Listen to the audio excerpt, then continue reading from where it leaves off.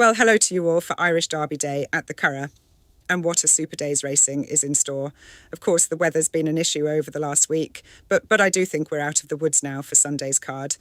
Now, to get things started, well, the last time that Alpha ran in a fillies maiden at Leopardstown, Wayne Lorden was aboard, while Ryan Moore took the ride on stablemate I Believe I Can Fly. All changed now as Ryan Moore gets onto Alpha, who did show plenty in the final half furlong to finish strongly in second. I do think that this race is going to be between these two, and it's going to be Alpha, the See the Stars filly, that's sure to be topping the betting. Good enough for me for the opener on Derby Day. But before we go any further for on the Curragh card, let us get over to Marie-Francois for the Prix Eugene Adam at Saint-Cloud. Merci beaucoup, Caroline. Ooh, it is just perhaps a shame that there are only the 4 to be in the race for this Prix Eugene Adam. D'accord, but it must be between the André Faber's Overnight and Pearled Majesty to win this Group 2, but it is Overnight who can win. But Pearled Majesty has all of the very best form after his last run in the Prix du Jockey Club, so this is a very, very good race. Oui, I am very, very happy to be on Overnight for this Group 2 contest, but this could be the very tactical race with André Fabre having Baroud also one of the 4. Maintenant, I must be on Overnight for this Prix Eugene Adam. Thank you, Marie-Francois, and I will be looking in on that race at Saint-Cloud. But my Sunday nap is Purview in the Dubai Duty Free International Stakes. In many ways, the easiest pick of the day for me on Sunday, as I was so pleased to see my pick for that win in the Orby Stakes the last day work out so well.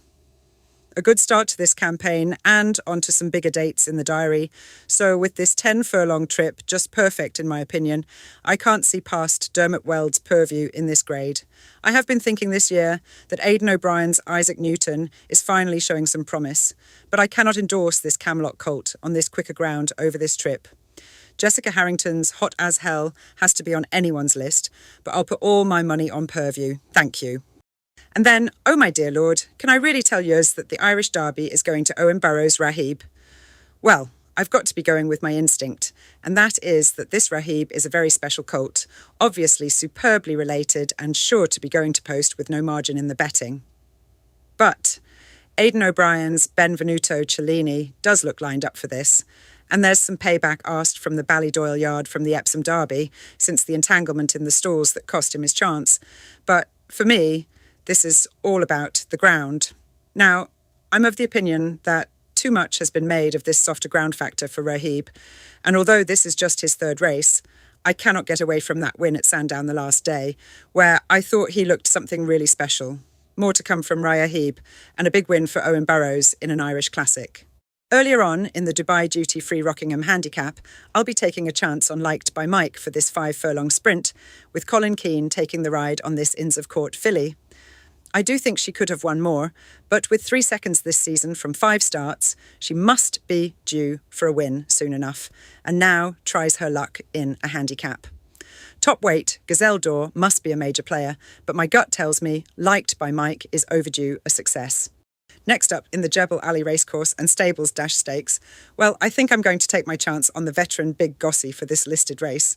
Better than ever this season, to be sure, Charles O'Brien's admirable servant could be the one to back here, now dropped in grade to a listed contest.